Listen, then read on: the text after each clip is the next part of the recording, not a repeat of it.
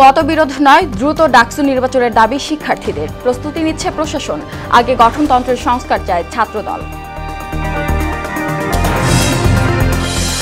হিমেল হাওয়া, ঘন কুয়াশায় জবুথবু জনজীবন।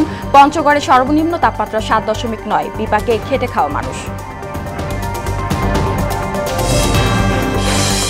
ভরা মৌসুমেও চালের দাম বাড়ায় খুচরা বিক্রেতাদের মিশ্র প্রতিক্রিয়া। অস্থিরতার দায় চাপালেন মিল মালিকদের ওপর।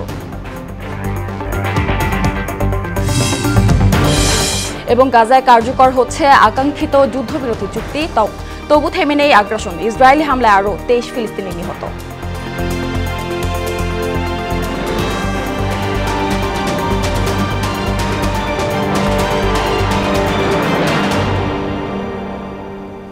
আসসালামু আলাইকুম, সবাইকে মোহনা সংবাদে স্বাগত। শুনছিলেন শিরোনাম, সঙ্গে আছি সুরাইয়া শুভ্রা। এবার বিস্তারিত। আর কোনো মতবিরোধ নয়, দ্রুত সময়ের মধ্যে ঢাকা বিশ্ববিদ্যালয়ের ছাত্র সংসদ ডাকসু নির্বাচনের দাবি জানিয়েছেন শিক্ষার্থীরা। এতে সায় জানিয়ে বিশ্ববিদ্যালয় কর্তৃপক্ষও হাঁটছে নির্বাচনের পথে। তবে বিএনপির সহযোগী সংগঠন ছাত্রদল বলছে, নির্বাচনের আগে ডাকসুর গঠনতন্ত্রে প্রয়োজনীয় সংস্কার জরুরি। ছাত্র সংগঠন নির্বাচন নিয়ে মাহবুব হাসান রিপনের 5 পর্ব ধারাবাহিকের প্রথম কিস্তি আজ। ছাত্র সংহতির প্রেক্ষাপটে ঢাকা বিশ্ববিদ্যালয় কেন্দ্রীয় ছাত্র সংসদ ডাকসু অতি গুরুত্বপূর্ণ একটি সংগঠন। দীর্ঘ 28 বছর পর 2019 সালে ডাকসু নির্বাচন হলেও সে ধারাবাহিকতা আর বজায় থাকেনি।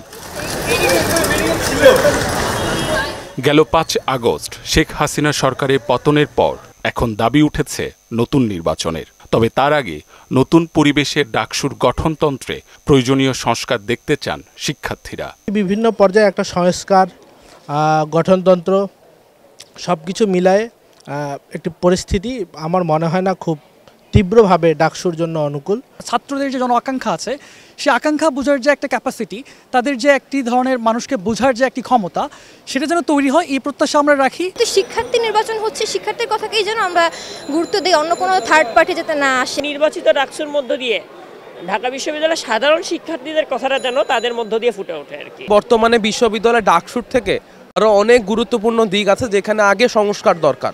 সংস্কারের পাশাপাশি একটু সময় নিতে চাই বিএনপির সহযোগী সংগঠন ছাত্রদল। তাদের যুক্তি, আওয়ামী সরকারের 16 বছরের শাসনামলে ক্যাম্পাসে ছাত্র রাজনীতি করতে না পারায় সাধারণ শিক্ষার্থীদের সঙ্গে দূরত্ব সৃষ্টি হয়েছে। যখন একটা লেভেল প্লেইং ফিল্ড হবে, যখন স্বাভাবিক কার্যক্রমে সবাই থাকবে, তখন আসলে ডাকসু ইলেকশনটা দিলে সেটা সবার জন্য আমার কাছে মনে হয় যে এটা একটা ভালো অপরচুনিটি হবে। তবে বৈষম্য বিরোধী ছাত্র আন্দোলন এবং ছাত্র শিবির চাইছে দ্রুত সময়ের মধ্যে ডাকসু নির্বাচনের ব্যবস্থা করা হোক। বিশ্ববিদ্যালয় প্রশাসন চাইলে 2-4টা মিটিং কল করে শেষ করতে পারে। আমরা আহ্বান জানাবো বিশ্ববিদ্যালয় প্রশাসনের প্রতি, এই সংস্কারটুকু যাতে জানুয়ারির ভিতরে শেষ করে ফেব্রুয়ারির ভিতরে ডাকসুটা দেয়। স্বতঃস্ফূর্ত অংশগ্রহণের মধ্যে দিয়ে একটা ডাকসু হবে, যেখানে শিক্ষার্থীদের ম্যান্ডেট নিয়ে যারা কাজ করবে, শিক্ষার্থীদের রাইটস নিয়ে যারা ভয়েস রেইজ করবে এবং তাদের এক্সিকিউশন প্ল্যানটা হচ্ছে শিক্ষার্থী বান্ধব হবে। এদিকে দ্রুত ডাকসু চাই, এর ওপর সামাজিক যোগাযোগ মাধ্যমে একটি জরিপের আয়োজন করে ঢাকা বিশ্ববিদ্যালয় শিক্ষার্থী সংসদ 2 নামে একটি সংগঠন, যেখানে দেখা যায় মোট 83% শিক্ষার্থী দ্রুত সময়ের মধ্যে ডাকসু নির্বাচনের পক্ষে ভোট দিয়েছেন। গঠনতন্ত্র সংস্কার ও দ্রুত নির্বাচনের দাবিকে আমলে নিয়ে ইতোমধ্যে কাজ শুরু করেছে বিশ্ববিদ্যালয় প্রশাসন। ডাকসুর গঠনতন্ত্র সংস্কারের জন্য আমরা একটা কমিটি করেছি, headed by dean of law faculty. তো সেই কমিটি আমরা 8 তারিখ পর্যন্ত সময় দিয়েছিলাম। সকল ছাত্র সংগঠন এবং সাধারণ শিক্ষার্থীদের জন্য আমরা ওয়েবসাইটে দিয়ে দিয়েছি। শিক্ষার্থীদের একটা মতামত ছিল যে ফেব্রুয়ারির মধ্যে করার জন্য। আমরা চাই ডাকসু নির্বাচনটা মোটা দাগে এটা অন্তর্ভুক্তিমূলক হোক। নিজেদের অধিকার রক্ষায় ডাকসু নির্বাচন এখন সময়ের দাবি বলে মনে করেন শিক্ষার্থীরা। বাংলাদেশের মিনি পার্লামেন্ট বলা হয়ে থাকে ডাকসুকে। শিক্ষার্থীদের দাবি ফেব্রুয়ারির মধ্যেই ডাকসু নির্বাচন আয়োজন করা হোক। শিক্ষার্থীদের এই দাবিকে সমর্থন জানাচ্ছেন প্রশাসনও। তারাও শিক্ষার্থীদের দাবির সঙ্গে তাল মিলিয়ে ফেব্রুয়ারির মধ্যে ডাকসু নির্বাচন আয়োজনের ক্ষেত্রে প্রয়োজনীয় প্রস্তুতি গ্রহণ করছেন। মাহবুব হাসান রিপন, মোহনা সংবাদ, ঢাকা। শীতের দাপটে কাঁপছে দেশ। ঘন কুয়াশায় ঢাকা থাকছে দিনের বেশিরভাগ সময়। পঞ্চগড়ে আজ সর্বনিম্ন তাপমাত্রা রেকর্ড করা হয়েছে 7.9 ডিগ্রি সেলসিয়াস। উত্তরে হিমেল হাওয়া ও ঘন কুয়াশায় জবুথবু জনজীবন। শীতের তীব্রতার কারণে বিপাকে পড়েছে নিম্ন আয়ের মানুষ। অনেকে আগুন জ্বালিয়ে শীত নিবারণের চেষ্টা করছে। হেডলাইট জ্বালিয়ে চলাচল করছে যানবাহন। এদিকে ঠান্ডাজনিত রোগের কারণে হাসপাতালগুলোতে বাড়ছে রোগীর সংখ্যা।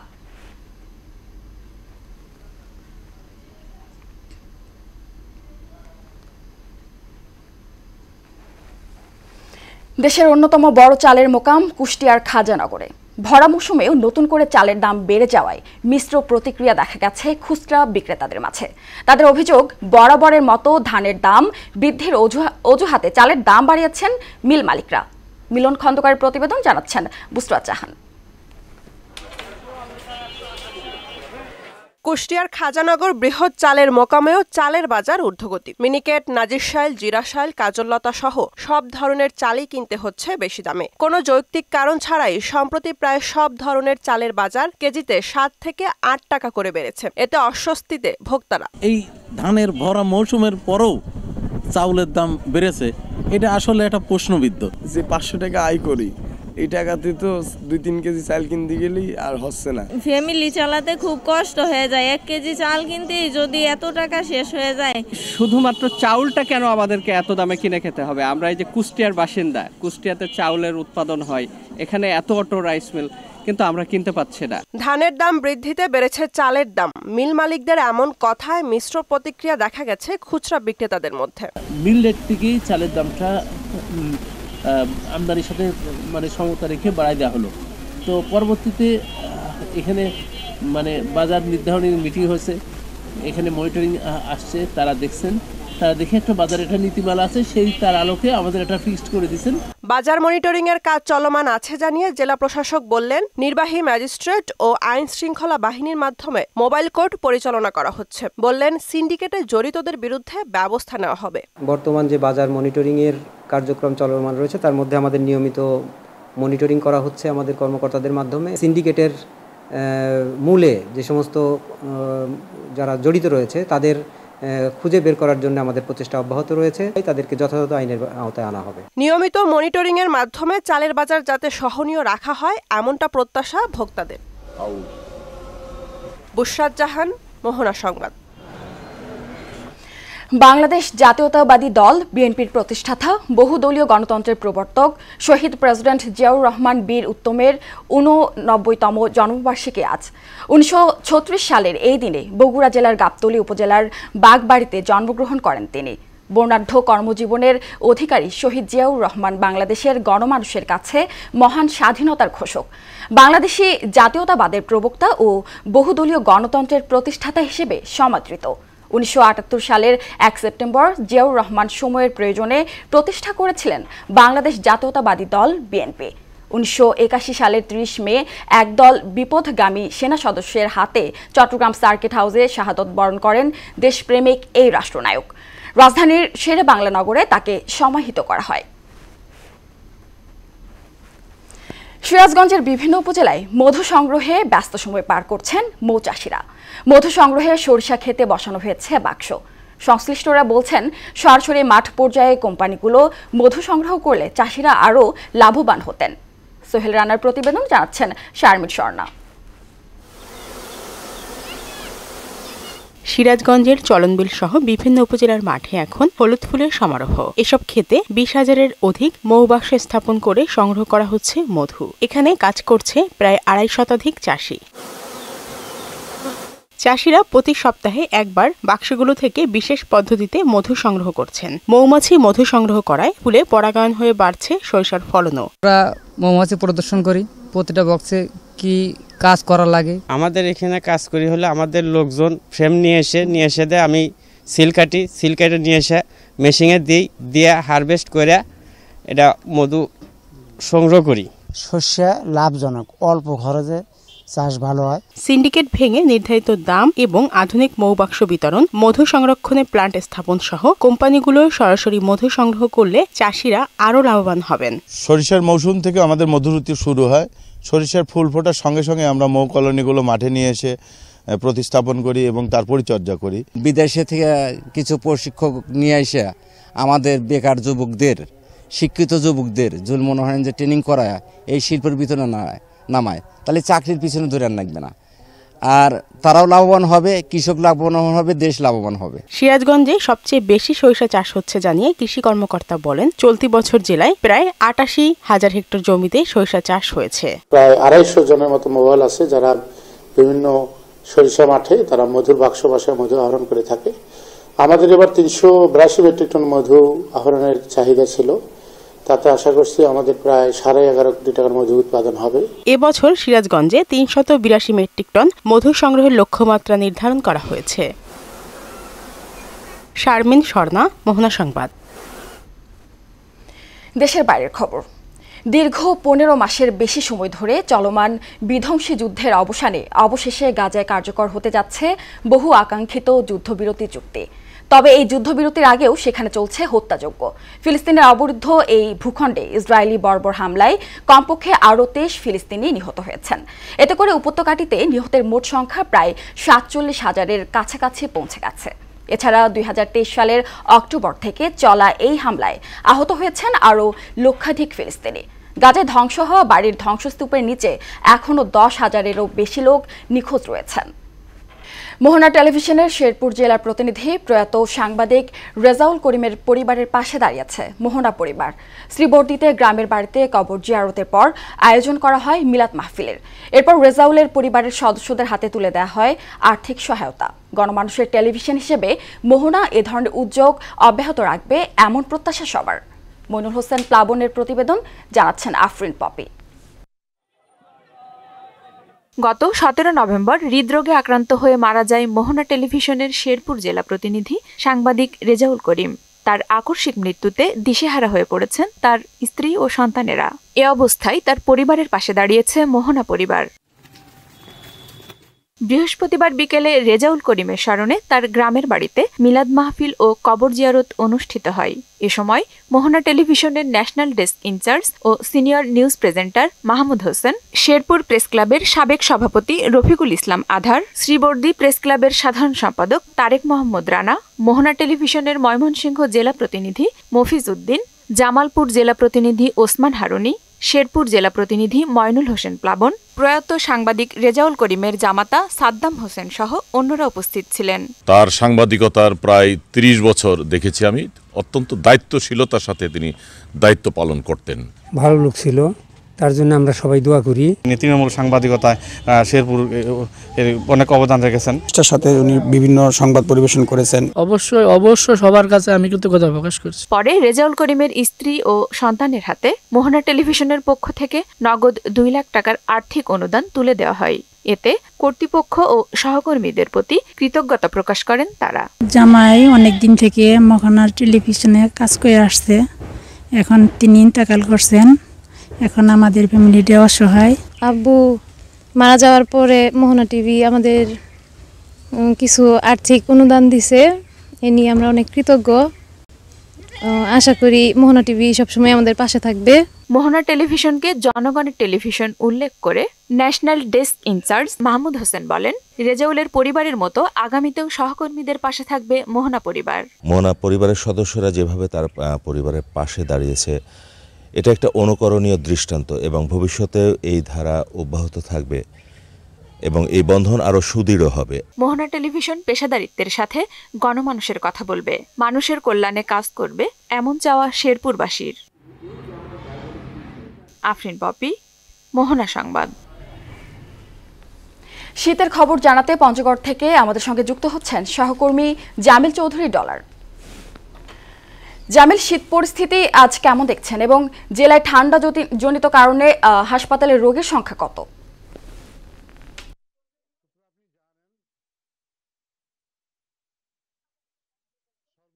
জেলা পঞ্চগড়, এখানে শীতের তীব্রতা দিন দিন বেড়েই চলছে এবং পঞ্চগড়ের যে শীত পরিস্থিতি আপনাকে আমি জানিয়ে রাখি যে আমি এখন আছি পঞ্চগড় আধুনিক সদর হাসপাতালে।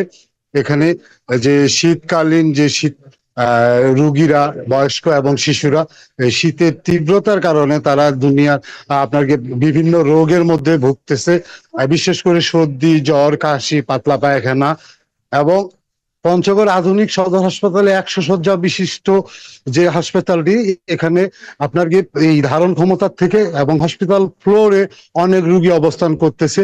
এবং এখানকার যে নতুন আরো একটি বিল্ডিং কাজ সম্পূর্ণ হয়েছে, কিন্তু এই বিল্ডিংটি চালু না হওয়া পর্যন্ত যে রুগীর যে বেশি বেশি রুগী এখানে আসে, এই রুগীর চাপ কিন্তু প্রতিদিন বাড়তে আছে। এবং পঞ্চগড় জেলার যে আরো 4টি উপজেলা আছে, উপজেলায় স্বাস্থ্য কমপ্লেক্স গুলি আছে, সেখানেও কিন্তু দৈনন্দিন প্রতিদিন 150 রুগী থাকে। এবং আধুনিক সদর হাসপাতালের পাশাপাশি বিভিন্ন আপনার ক্লিনিক, ডায়াগনস্টিক সেন্টার যেগুলি আছে, এগুলিতেও কিন্তু প্রতিদিন এই রুগী সংখ্যা কিন্তু শীতকালীন রুগীর যে সংখ্যা, এটা কিন্তু বেড়েই চলছে। আপনাকে বলে রাখি যে এই পঞ্চগড়ে গত দুদিন আপনার আবহাওয়া একটু ভালো থাকলেও কিন্তু আজকে কিন্তু আবার দেশের সর্বনিম্ন তাপমাত্রা, এবং গতকালকে যে তাপমাত্রা ছিল 11.8 ডিগ্রি সেলসিয়াস, আজকের যে তাপমাত্রা 9.7 ডিগ্রি সেলসিয়াস রেকর্ড করেছে তেঁতুলিয়া আবহাওয়া অফিস। এবং এই শীত বাড়ার কারণে আপনার বিপাকে পড়েছে নিম্ন আয়ের ছিন্নমূল মানুষেরা, কারণ তারা অনেকেই এই শীত বস্ত্রের অভাবে অনেকেই কুঠো জ্বালিয়ে কিন্তু শীত নিবারণের চেষ্টা করে। এবং পঞ্চগড়ে আপনাকে এই তৃণমূল অঞ্চলে, গ্রাম অঞ্চলে মানুষেরা ম্যাক্সিমাম মানুষের টিন এবং বাঁশের বেড়া দিয়ে ঘর বাড়ি তৈরি, যেখানে ফাঁক দিয়ে কিন্তু বাতাস যায়। তারা আপনাকে রাতের বেলা কষ্ট করে তাদেরকে ঘুমাতে হয়, এবং সকালবেলা উঠেই কিন্তু আবার তাদেরকে কিন্তু কাজে বের হয়ে যেতে হয়। পঞ্চগড়ের যে শীত পরিস্থিতিতে আপনার জেলা প্রশাসন এবং বেসরকারি পর্যায়ে কিন্তু এখন পর্যন্ত 50,000 শীতবস্ত্র বিতরণ করা হয়েছে। উল্লেখযোগ্য পাশাপাশি জেলা প্রশাসনের পাশাপাশি আপনার সেনাবাহিনী, বিজেপি এবং বেসরকারি পর্যায়েও কিন্তু এই শীতবস্ত্রগুলি বিতরণ করা হয়। আমিল, আপনাকে ধন্যবাদ। দেশের বাইরের আরো খবর। উত্তর আটলান্টিক সাগরে অভিবাসন প্রত্যাশীদের বহনকারী একটি নৌকা ডুবে অন্তত 50 জনের মৃত্যুর আশঙ্কা করা হচ্ছে। আফ্রিকার দেশ মৌরিতানিয়া থেকে নৌকায় করে স্পেনের উদ্দেশ্যে তারা যাত্রা করছিলেন বলে জানিয়েছে বেসরকারি সংস্থা ওয়ার্কিং বর্ডার্স। এরই মধ্যে বুধবার এক উদ্ধার অভিযানে 36 জনকে উদ্ধার করেন মরক্কোর সমুদ্ররক্ষীরা। নৌকাটিতে 66 পাকিস্তানি সহ মোট 86 জন যাত্রী ছিলেন বলে ধারণা করা হচ্ছে। একদিন বিরতির পর আজ মাঠে গড়াচ্ছে খেলা। জহুর আহমেদ চৌধুরী স্টেডিয়ামে দিনের প্রথম ম্যাচে দুপুর 1:30টায় আসরে প্রথমবারের মতো মুখোমুখি হবে ফরচুন বরিশাল ও চিটাগং কিংস। চলতি টুর্নামেন্টে দুদল এ পর্যন্ত সমান 6 বার খেলে 4 জয় ও 2 বার হেরে 8 পয়েন্ট পেয়েছে। তবে রান রেটে এগিয়ে থাকায় বরিশাল পয়েন্ট টেবিলে 2 এবং চিটাগং রয়েছে 3 নম্বরে। একই মাঠে দিনের দ্বিতীয় ম্যাচে সন্ধ্যা 6:30টায় মাঠে নামবে দুর্বার রাজশাহী ও খুলনা টাইগার্স। আসরে এর আগে সিলেট পর্বে মুখোমুখিতে খুলনাকে 28 রানে হারায় রাজশাহী। শেষ করব মোহনা সংবাদ, যাবার আগে শিরোনামগুলো আরো একবার।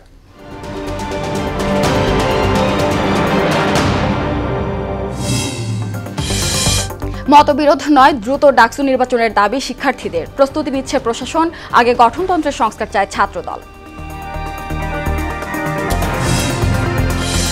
হিমেল হাওয়া, ঘন কুয়াশায় জবুথবু জনজীবন। পঞ্চগড়ে সর্বনিম্ন তাপমাত্রা 7.9, বিপাকে খেটে খাওয়া মানুষ। ভরা মৌসুমেও চালের দাম বাড়ায় খুচরা বিক্রেতাদের মিশ্র প্রতিক্রিয়া। অস্থিরতার দায় চাপালেন মিল মালিকদের ওপর। এবং গাজে কার্যকর হচ্ছে আকাঙ্ক্ষিত যুদ্ধবিরতির চুক্তি, তবু থেমে নেই আগ্রাসন। ইসরায়েলি হামলায় আরও 23 ফিলিস্তিনি নিহত।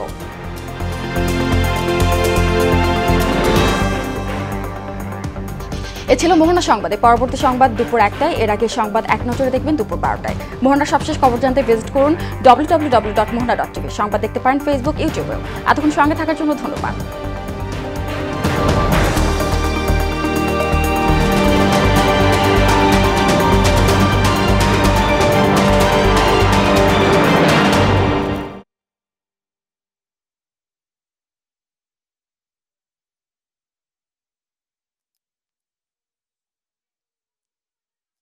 আমি যে নামটা দেখছি